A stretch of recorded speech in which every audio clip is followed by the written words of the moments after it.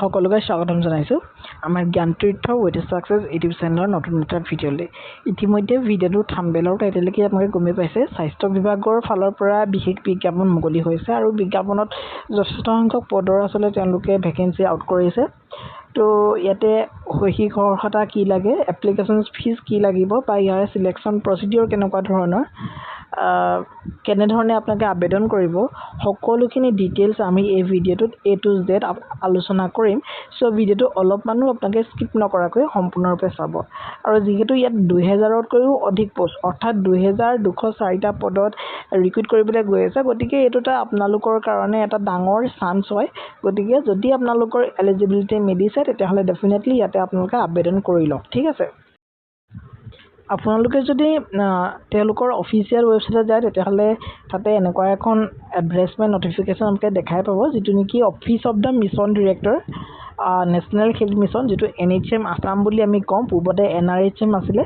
তো তাৰ পৰা 29 জুলাই তাৰিখে অৰ্থাৎ যোৱাকালি পৰহি এই এডভাৰটাইজমেণ্টটো ওলাইছে। হয়তো বহুতে গমো পাইছে।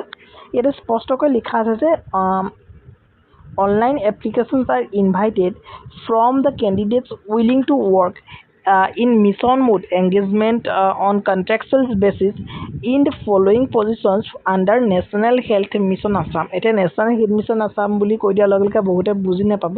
তো National Health Mission Assamটোৱে আপোনালোকক কণ্ট্ৰেকচুৱেলি এপইণ্ট কৰে। আপোনালোকক এইটো ভাবি নল'ব যে এইখিনি পাৰ্মানেণ্ট পোষ্ট, কিন্তু পাৰ্মানেণ্ট পোষ্ট নহ'লেও আপোনালোকে 60 বছৰলৈকে আপোনালোকে ইয়াতে নিজৰ জব কৰাৰ সুবিধা লাভ কৰিব। গতিকে এজ এ পাৰ্মানেণ্ট এমপ্লয়ী আপোনালোকে সকলো সুবিধা নাপাব পাৰে, বাট যিখিনি সুবিধা ৰেগুলাৰ আপোনালোকে চেলাৰী লাভ কৰি থাকিব এটা নিৰিখত, আৰু এটা খুব সুন্দৰ ইনক্ৰিমেণ্টো আপোনালোকে লাভ কৰি থাকিব।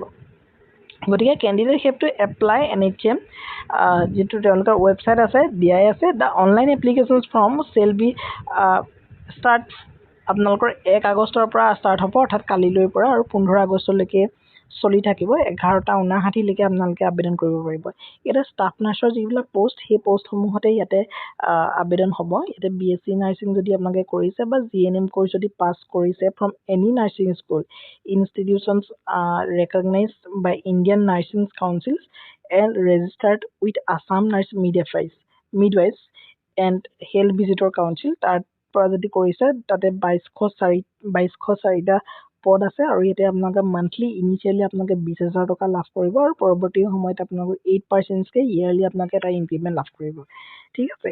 ইয়াতে কিছুমান ৰিজাৰ্ভেশ্যন দিয়া হৈ আছে। আপোনালোকৰ ৰিজাৰ্ভ কৰা হ'ব চিডিউল কাষ্টৰ কাৰণে, ইয়াতে চিডিউল ট্ৰাইবছ প্লেইনৰ কাৰণে, আৰু চিডিউল ট্ৰাইবছ হিলছ আৰু OBC বা MOBCৰ কাৰণে ৰিজাৰ্ভেশ্যন থাকিব। 3 টাইপছৰ কাৰণে এটা এক্সট্ৰা ৰিজাৰ্ভেশ্যন থাকিব, যিখিনি নেকি আণ্ডাৰ OBC কেটেগৰী হয়।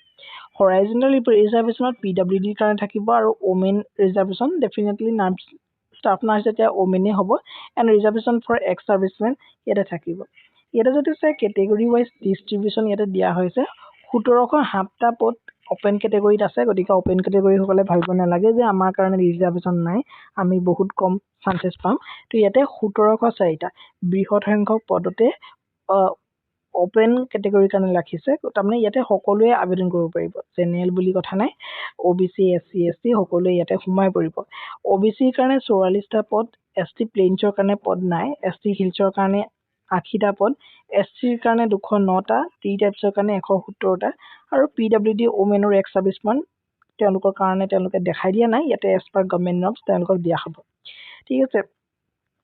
ইয়াতে যদি চাই আপোনালোকে আপ টু 40 ইয়াৰ্ছলৈকে আপোনালোকে আবেদন কৰিব পাৰিব।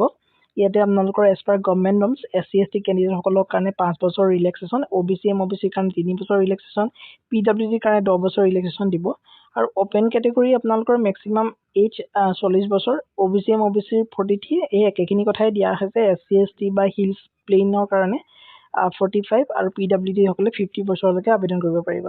ইয়াতে যদি নেক্সট চাই জ'ন ৱাইজ আপোনালোকে ক'ত ক'ত ইয়াতে চাকৰিসমূহ কৰিবলৈ পাব। বৰাক ভেলী যদি কয় আপোনালোকে কাছাৰ, হাইলাকান্দি, শ্ৰীভূমি এইখন ডিষ্ট্ৰিক্ট আছে।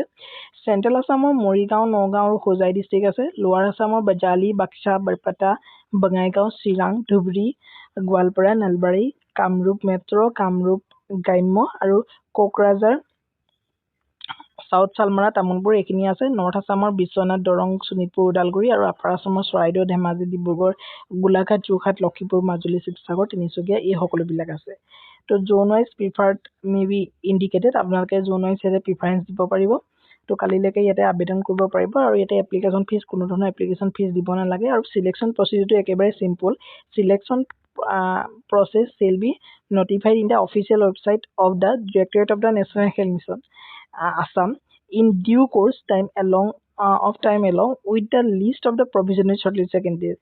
The candidates are advised to visit the website accordingly. No separate individual call letter for interview. Selection test will be sent. তাৰমানে আপোনালোকে এপ্লাই কৰাৰ পাছত এখন আপোনালোকৰ প্ৰভিজনেল লিষ্ট তেওঁলোকে পাব্লিছ কৰিব আৰু সেই একৰ্ডিং টু সেই লিষ্টখনৰ মতে আপোনালোকে গৈ পিনি ইণ্টাৰভিউটো সেই ডেটত যাব লাগিব সেই লিষ্টখনৰ এগেইনষ্টত আপোনালোকে ডেট এটা দিয়া হ'ব আৰু সেই ডেটটোৰ এগেইনষ্টতে সেই যিটো অফিচ দিয়া হ'ব য'ত হ'ব প্লেচটো তাতে দিয়াই থাকিব তো তাতে আপোনালোকে গৈ পিনি সেই ডেটৰ এগেইনষ্টত ইণ্টাৰভিউটো দিব লাগিব ইয়াতে ছেপাৰেট কল লেটাৰ আপোনালোকে নাপায় আৰু ইয়াতে সম্পূৰ্ণ এটা ভাইভাহে হ'ব আপোনালোকৰ ইয়াতে কোনো ধৰণৰ ৰিটেন টেষ্ট নহয় চ' এইটো বহুত এটা ভাল এটা অপৰচুনিটি হয় আপোনালোকৰ কাৰণে ইয়াতে টাৰ্মছ এণ্ড কণ্ডিশ্যন খুব সুন্দৰভাৱে দিয়া হৈ আছে Intending candidates are to check the official websites of the Directorate of the National Health Mission.